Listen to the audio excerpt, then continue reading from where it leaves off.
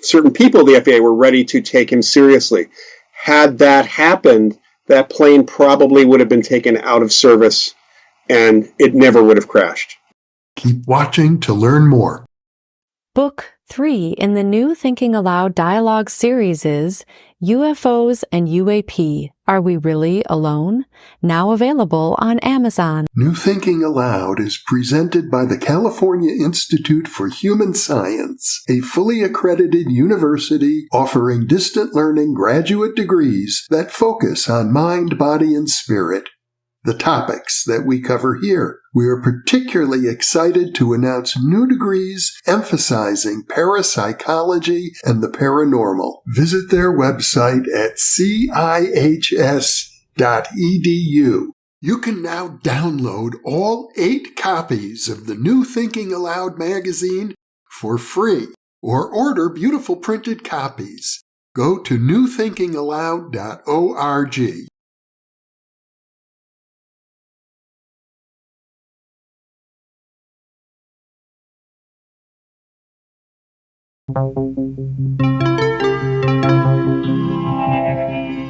Thinking Aloud.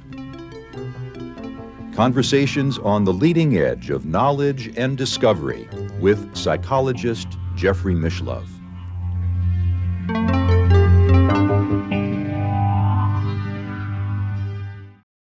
Hello and welcome. I'm Jeffrey Mishlove. Today we'll be exploring dreams and psychic dreams.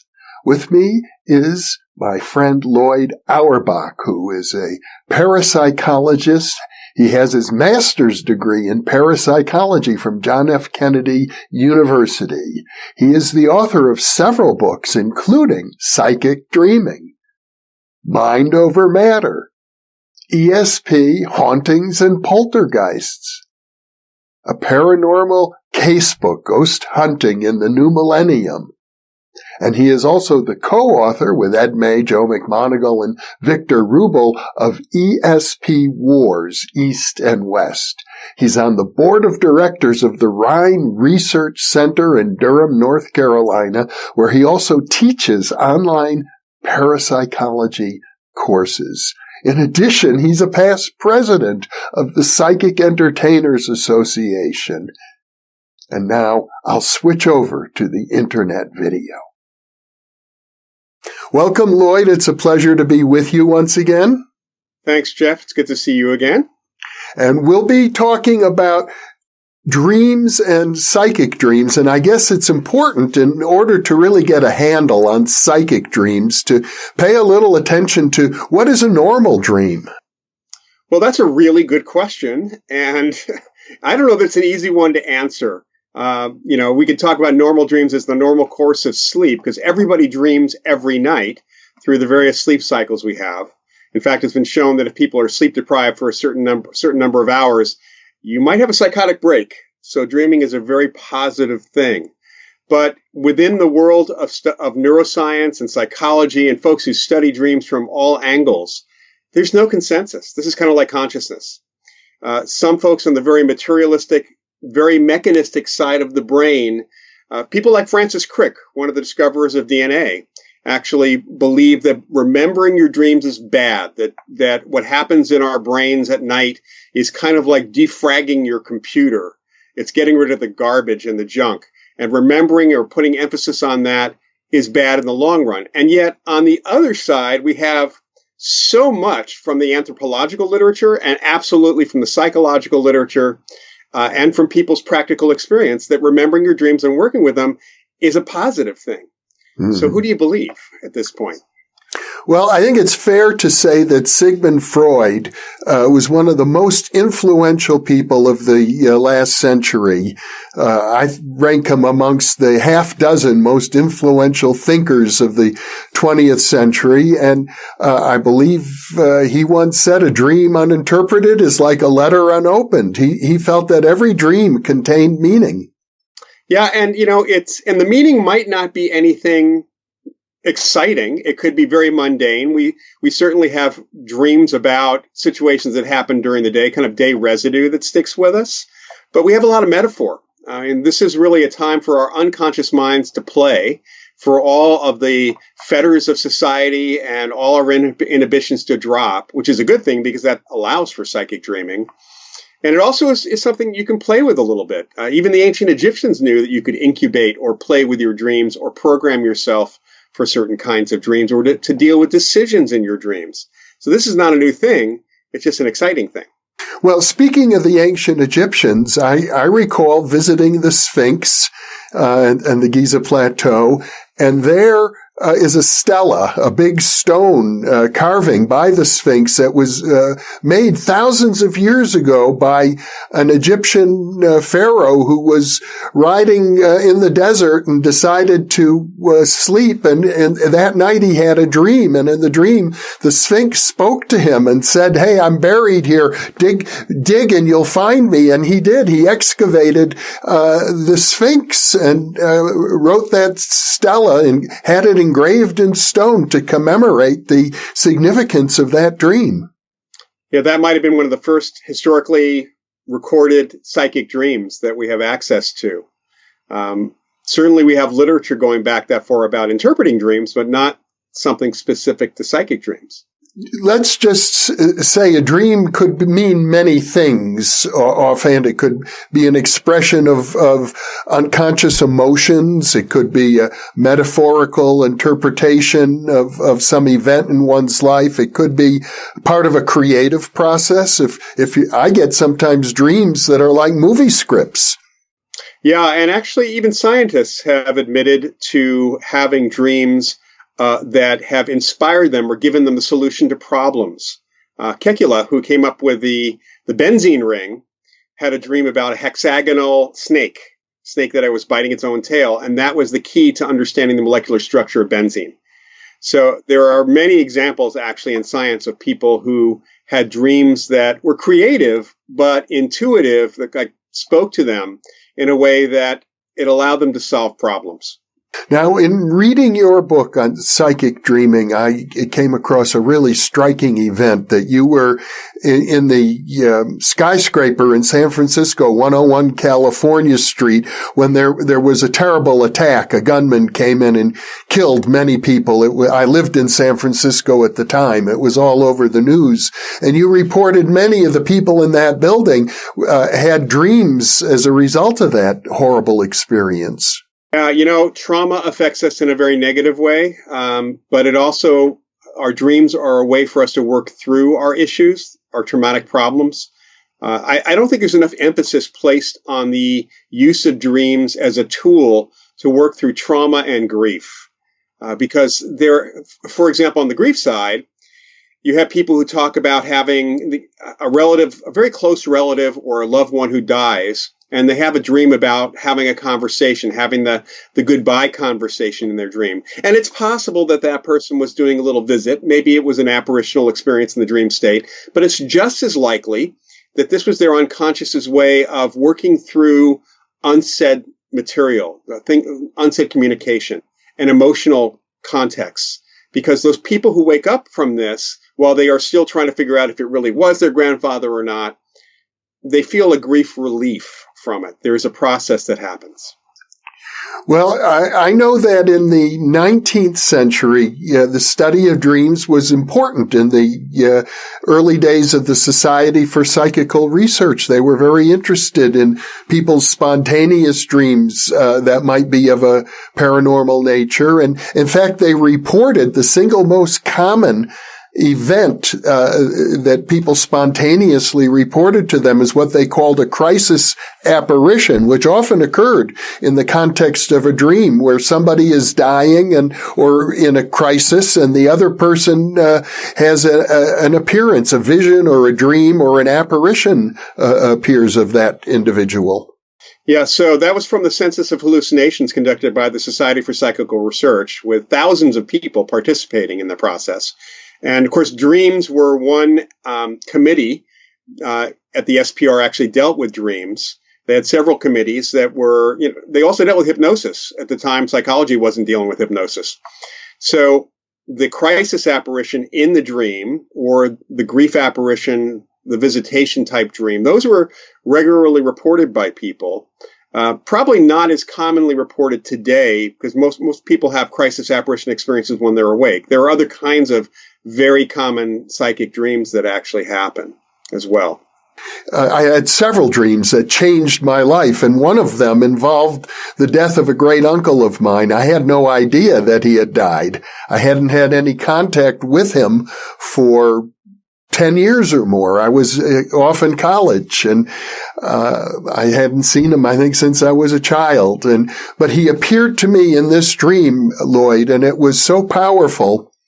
He spoke to me deeply about my life. I awoke from that dream singing and crying at the same time, which has only ever happened that one time for me. And then I wrote home and said, "How's Uncle Harry?"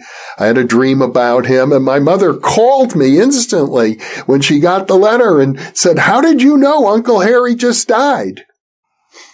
You know, that's not an uncommon situation. And what's really interesting is that you knew that dream was different. You felt that was very different, not just the emotionality of waking up in that way, but it sounds like you actually knew that this was not your normal average dream. And that's the one thing I hear from people constantly.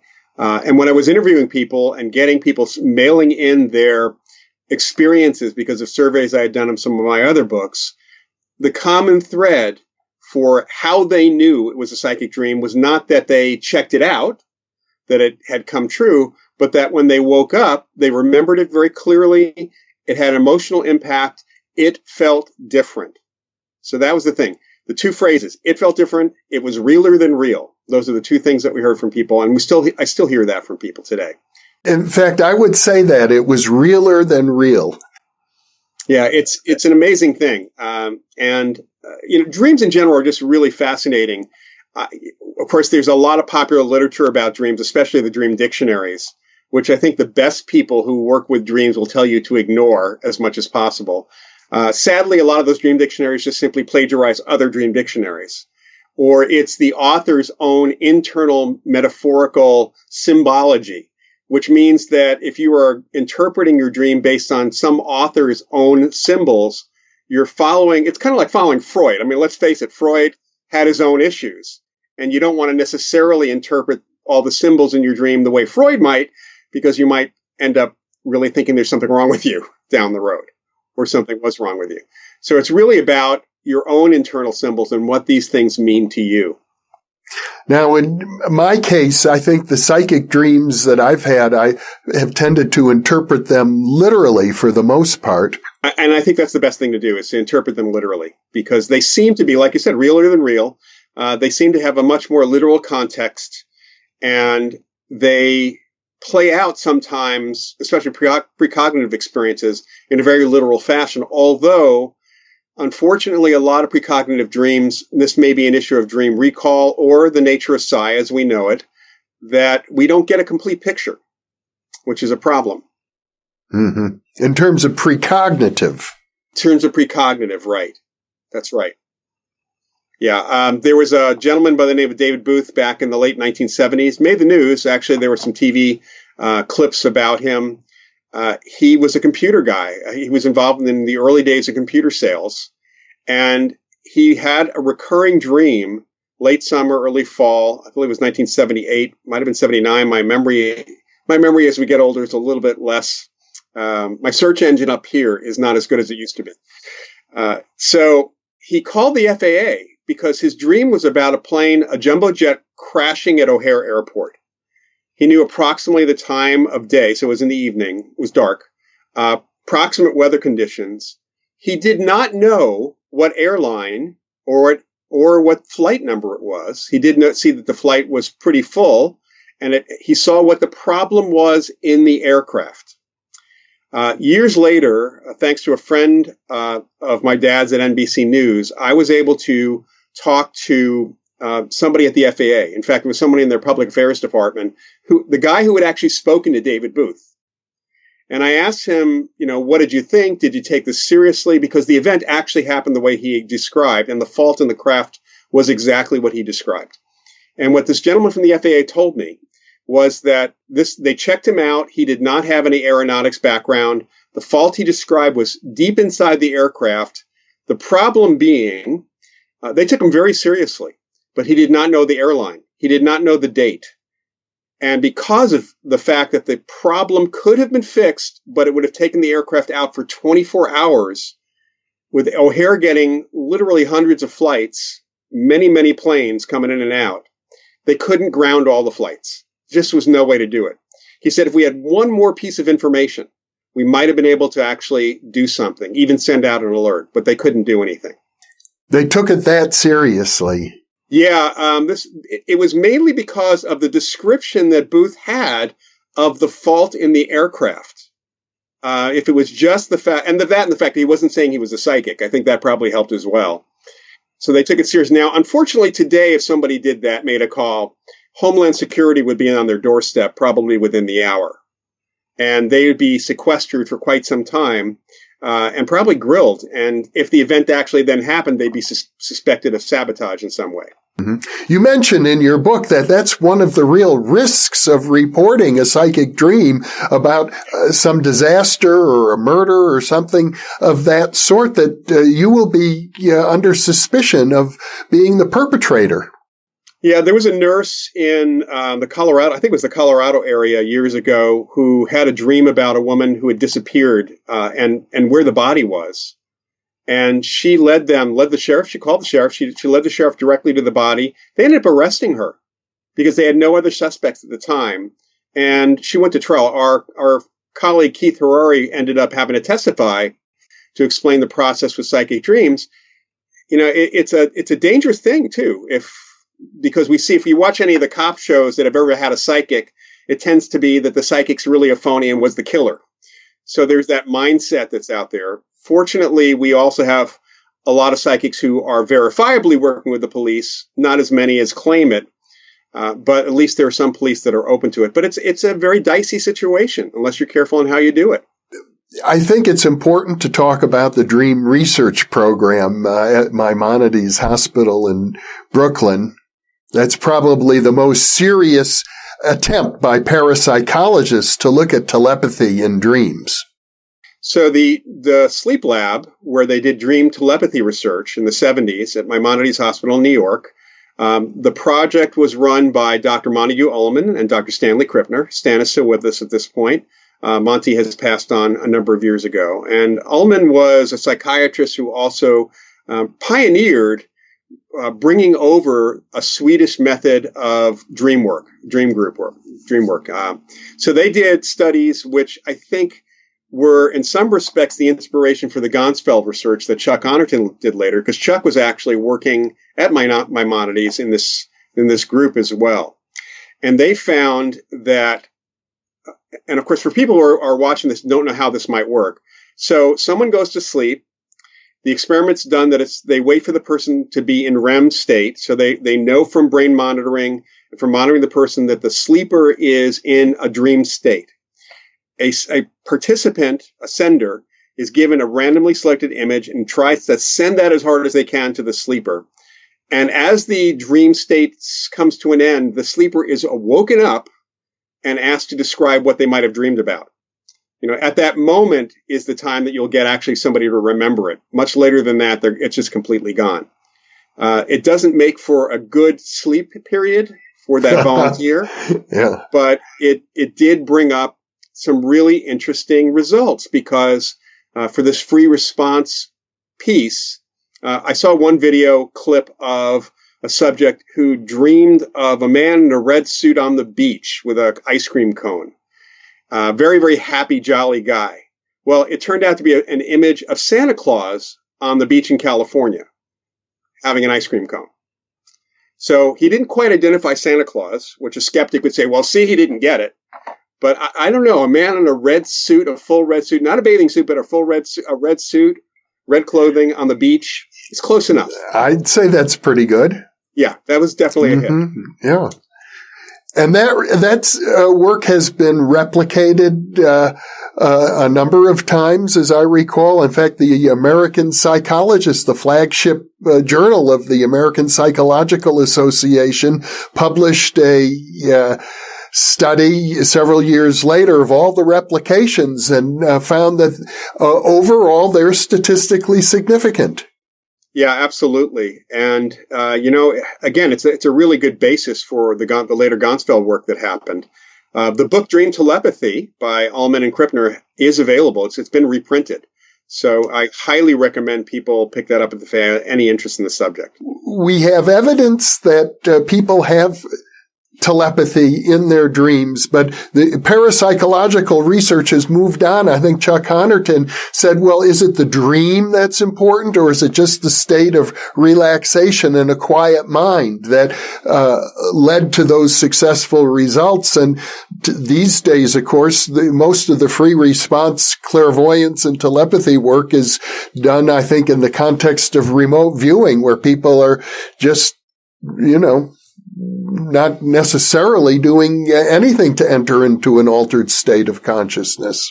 Even the Ganzfeld work that Chuck really pioneered, the auto-Ganzfeld, which is still being done in a few places, which involve mild sensory deprivation. That idea of mild sensory deprivation does not mimic any real state that we actually have while we're awake. So it really is an artificial state in which people seem to have psychic ability. And, of course, the Ganzfeld replications are many. So there's significant support for the Ganzfeld. But you're right. Remote viewing is probably the easier form to use because you don't really need any special equipment to speak of. And that's the problem. Parapsychology doesn't have a lot of funding. We don't have a lot of help from people in other fields. There aren't a lot of sleep labs that would do dream research looking at either precognitive dreaming or telepathic dreaming or some other form. So we end up doing research that seems to be feasible on a lot of levels, and remote viewing seems to work so well that, and it's real. I mean, it's what people would experience in real life too. Well, another aspect of dreaming, which is very real, is the lucid dream.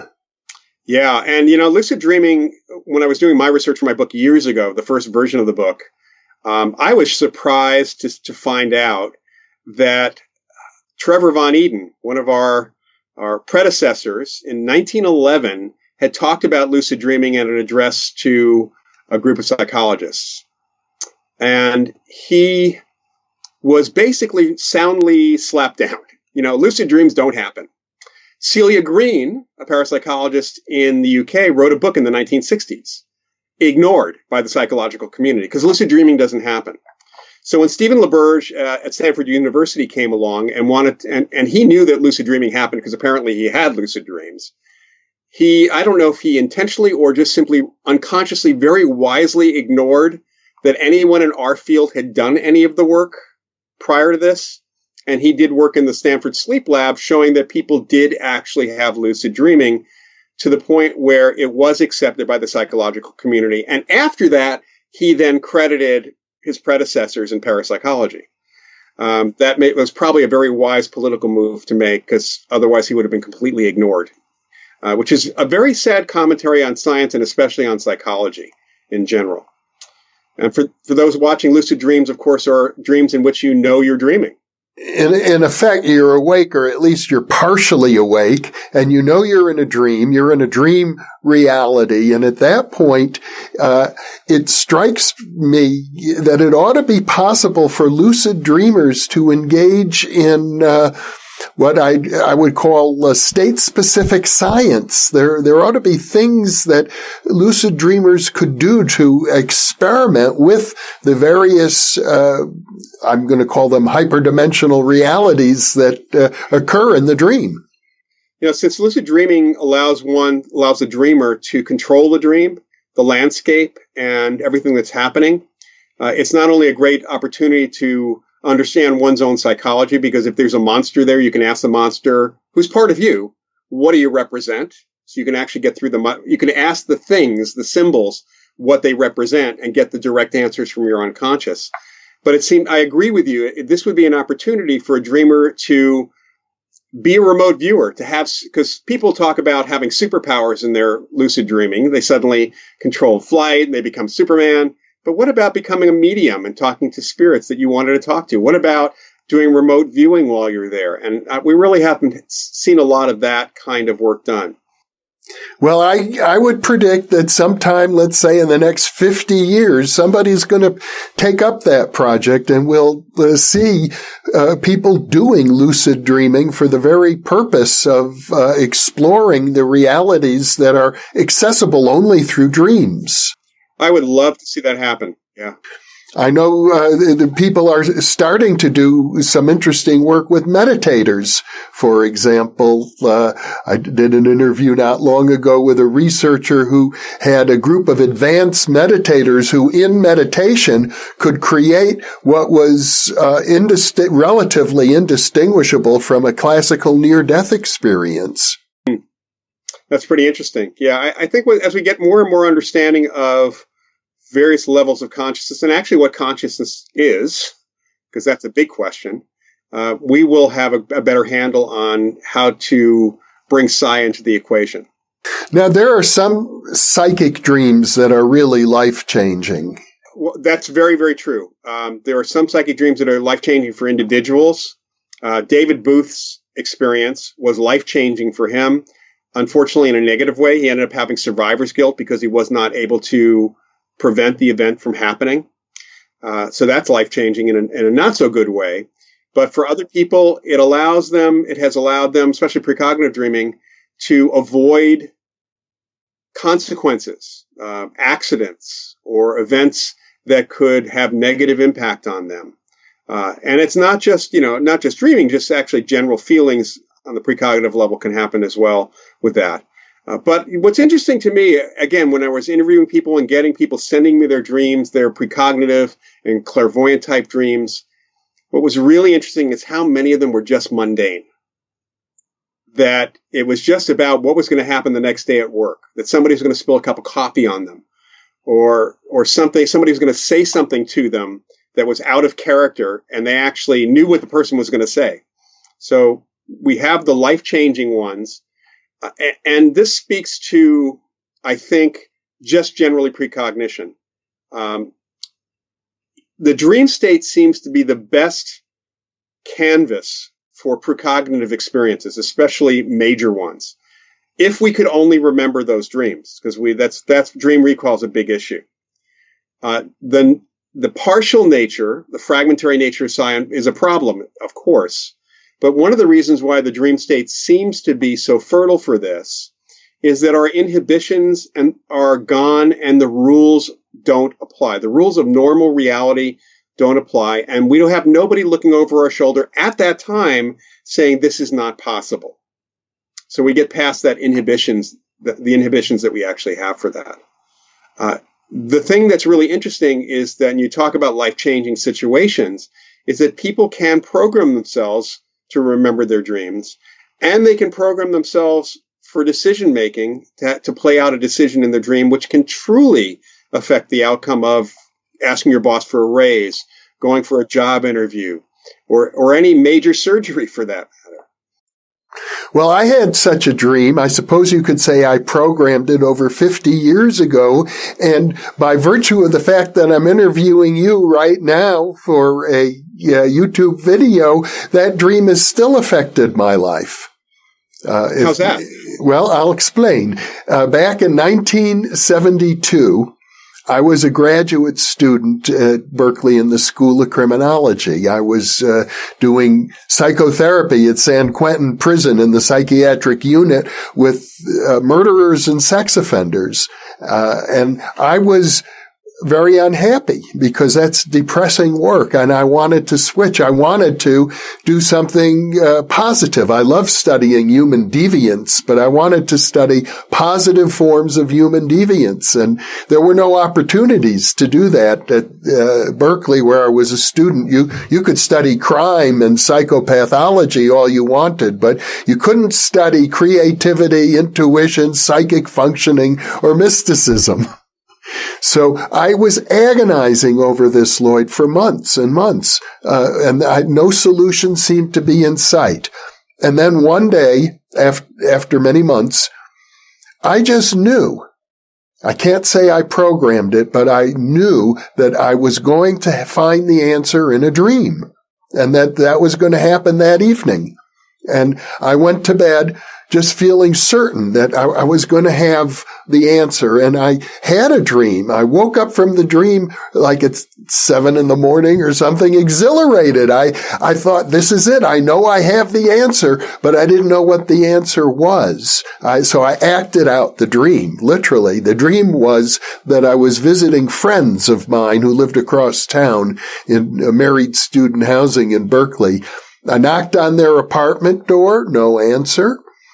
I knew where they kept the key in my dream. I found the key and let myself into their apartment. And in the dream, in the middle of the living room floor was a magazine called EYE, which happened to be a popular magazine back in those days. And that's when I woke up. I was with this feeling like there's the answer. So I just put on my tennis shoes, ran across town, 5 miles to this apartment, knocked on the door. Nobody was home, as I had dreamt. And in fact, I did know that they kept a key under the doormat. So I found that key. I let myself in. I walked into the middle of the living room, and there was a magazine all by itself in the middle of the living room floor. So I picked it up, started paging through it, and this would be a dream distortion, I suppose. The magazine was called Focus. You probably know what Focus magazine is. You live in the Bay Area. Yeah. KQED, listener-sponsored radio and television. And Right, at that right. moment, I made a decision to pursue my interests by getting involved in the nonprofit, non-commercial media, which was a big decision for me because I did not own a radio or TV in those days. I was a long-haired hippie. I didn't even believe in electronic communication. I thought it was all phony baloney, and the only authentic communication I felt was face-to-face. But I changed my mind, and I went over to KPFA in Berkeley, Pacifica Radio, and said, I'm here to volunteer. And even though I had, at that point, my master's degree, they said, here, sit at this desk, and when you hear the doorbell ring, you push this button and let people in the door. And I was happy to do it. And that was the beginning of my work in the media in 1972. And within 3 weeks, I had produced a radio program, and the program director liked it so much he gave me a regular slot. I found myself all of a sudden sitting across a table with world-class experts in all the subjects that fascinated me, and 10,000 people listening in. So that's what gave me, Loyd, the confidence to create an individual interdisciplinary doctoral major at Berkeley in parapsychology, because I didn't think the university had many resources, but now I had personal access to everyone who was on a book tour coming through the San Francisco area. Wow, it's amazing. And that very minor, I'd say that the eye to focus is an incredibly minor dream distortion, highly suggestive. I mean, eyes have to focus, but you had to look. When you were saying it was going to be another magazine, I thought it was going to be a Look magazine or something like that. Yeah. But focus certainly makes great sense. That's dream amazing. Changed my life for sure. Yeah, and people have dreams that absolutely do that. Dreams that they follow, dreams that they just inspire them. The dream is an amazing thing. And, dream recall itself is an amazing thing. I talk to people every so often who claim never to remember. They said, I don't dream at all. And actually what they're saying, and they don't know that they're saying, and I have to explain to them, is they don't remember their dreams. They don't remember any of their dreams. And that's actually an easy thing to remedy, because you can go to sleep at night, or as you're going to sleep, and tell yourself to remember at least the dreams that you're going to pick up on. And then if you have a way of recording those dreams, you reinforce that, and it becomes greater and greater and greater recall. When I was writing the book, I immediately, without even programming myself, started remembering more dreams than I ever had. Because my intention was to write a book on dreams. Clearly, I needed to remember more dreams. The day that I finished and turned it in, the manuscript, into the publisher, that all stopped. was time for me to move on to something else. Well, there was a famous dream study done, the early part of the 20th century by, I believe it was Dunn, J.W. Dunn, I think was. Oh, yeah, that's correct. Mm-hmm. Yeah. His book was called An Experiment with Time. And he was a philosopher and author who had a pretty good mathematics background as well. He wrote about time with J.B. Priestley, and he wrote this wonderful book where he had precognitive dreams. So he did a study of his own precognitive dreams over a period of time. The book is still, I believe it's been reprinted. And it's a really exceptional book. What's sad is his other books have not been reprinted, including one about parallel universes called The Serial Universe, which has some implications also for the dream state as well. But Dunn was a kind of a pioneer in self-study of one's dreams.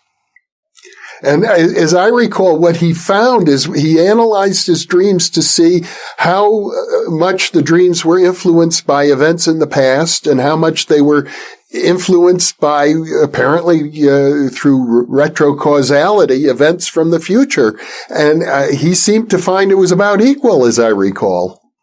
Yeah, that's my recollection as well. I mean, because he was someone very interested in time itself, not just in dreams and not just in precognition.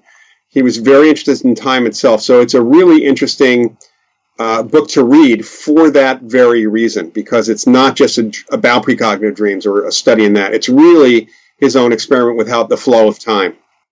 Well, it certainly suggests that the dream world gets us closer to possibly to a universe in which causal chains of events are coming in two directions, from the past and the future, which is maybe one reason why dreams seem so illogical from the normal waking consciousness. That could very well be.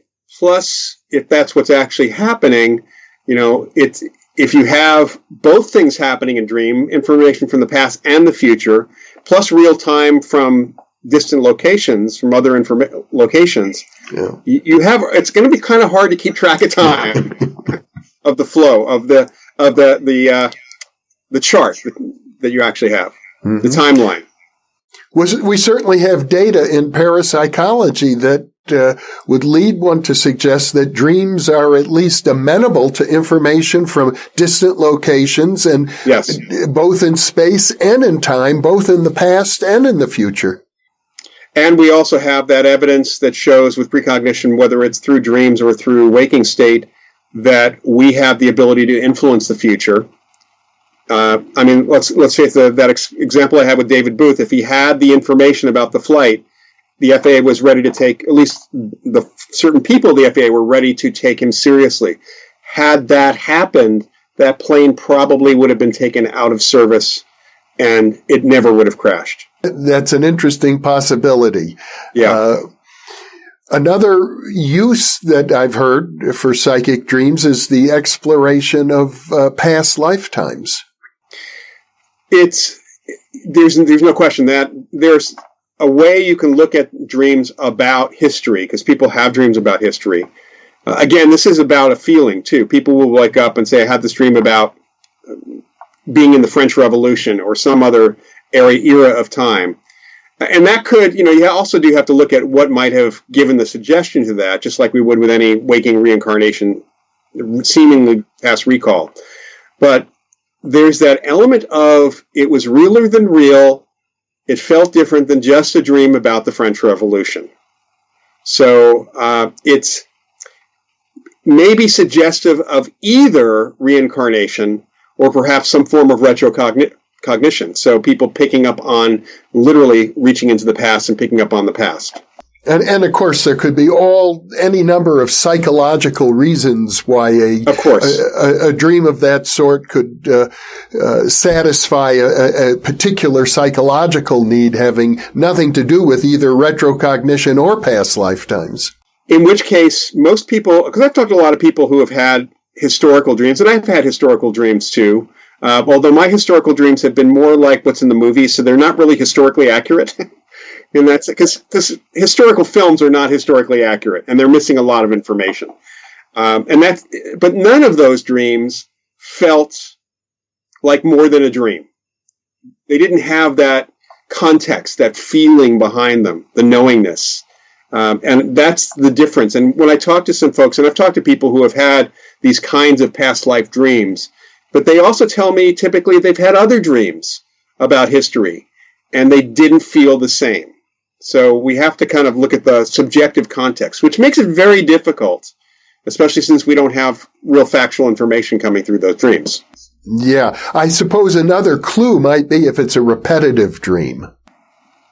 That might be. Then again, someone is truly interested in a particular era of history and has read a lot and seen a lot of movies, been exposed to a lot of information.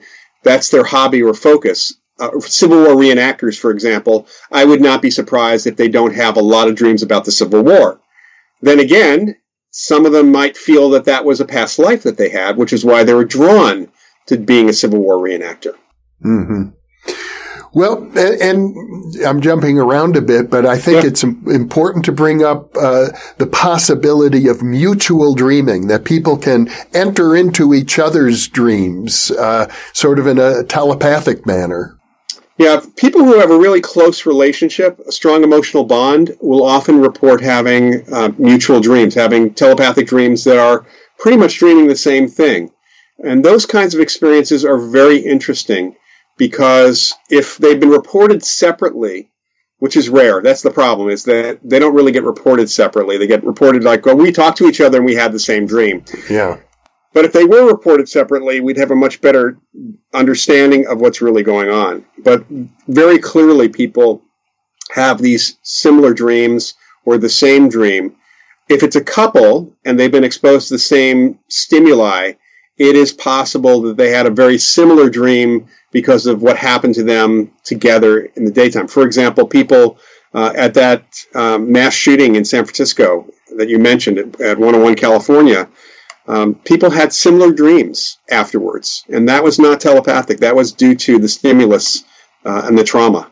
Many years ago, I interviewed a lady named Linda Lane Magellan who had written a book called Mutual Dreaming, and she has groups of people who come together for that purpose. And she reports that the mutual dreams they have are like parties. They all kind of agree to meet in the dream, and they each report various fragments, but it seems as if the overall picture is like we're getting together and having fun. I've talked to people over the years who are in dream work groups. They get together and work through their dreams. And some of those folks establish friendships, and then they will talk about having these kind of party dreams where they're all programming the same dream overnight, and they claim to be meeting in the dream at that point. Well, you can do many of the same things with hypnosis. Yeah, that makes sense. As long as you can get past people's inhibitions and let the imagery flow, there's no question that can happen, yeah. The difference, of course, is not everybody is able to go into a deep hypnotic trance, whereas the dream state is really, in many ways, akin to a deep trance state. It is. It's a very specific state, brain state that we have, and it's akin to that deep trance. There's that old adage that some people have credited Albert Einstein with, which is not really where it comes from, that we only use 10% of our brain. But in reality, studies have shown that we're using a lot more than that. In fact, our brains are hyperactive when we're dreaming. It's not a quiet state.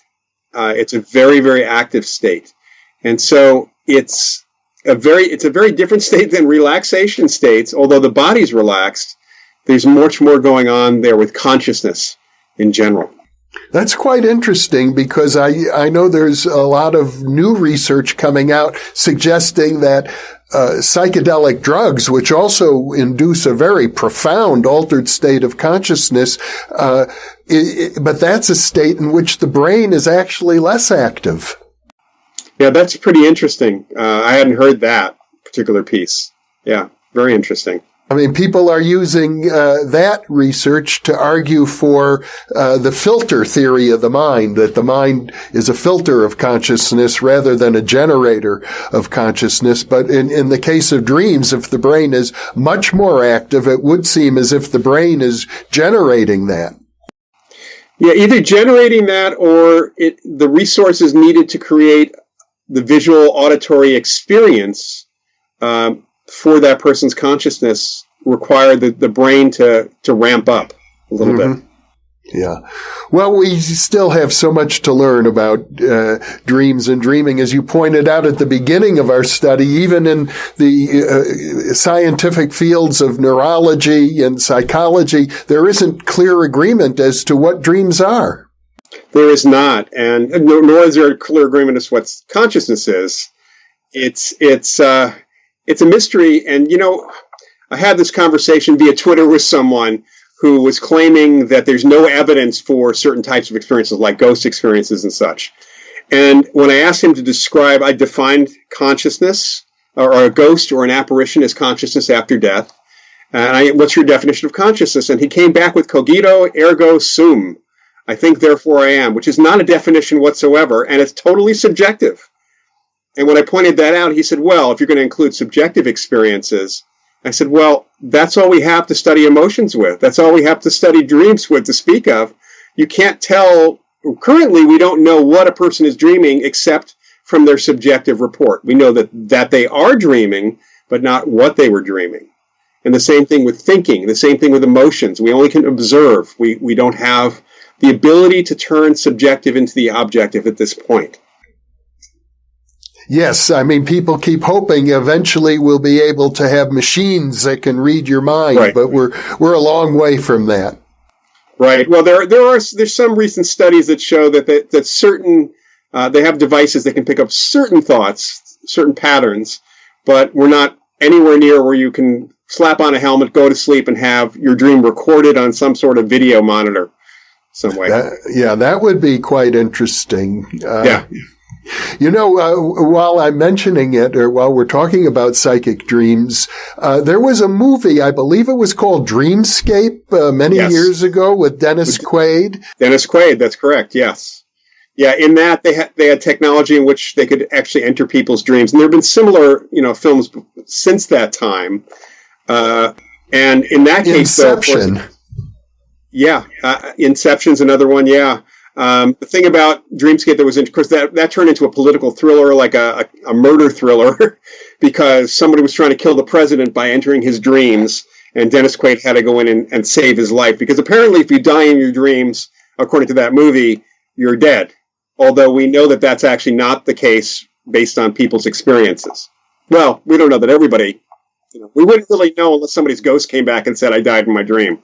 In fact, it's quite amazing the things that you can do in a dream that would normally kill you and you survive. I wonder if there's a lesson in that.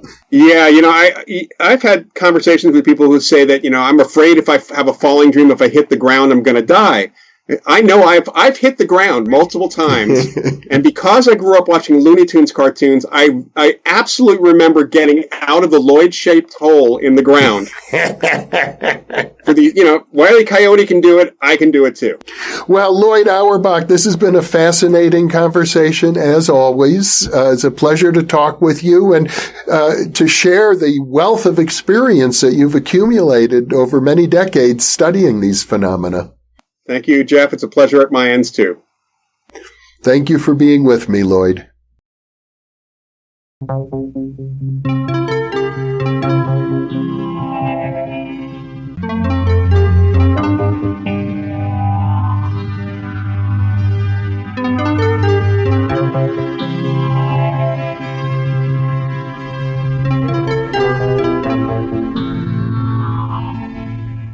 Book 3 in the new Thinking Aloud dialogue series is UFOs and UAP. Are We Really Alone? Now available on Amazon. New Thinking Aloud is presented by the California Institute for Human Science, a fully accredited university offering distant learning graduate degrees that focus on mind, body, and spirit. The topics that we cover here. We are particularly excited to announce new degrees emphasizing parapsychology and the paranormal. Visit their website at cihs.edu. You can now download all 8 copies of the New Thinking Aloud magazine for free, or order beautiful printed copies. go to newthinkingaloud.org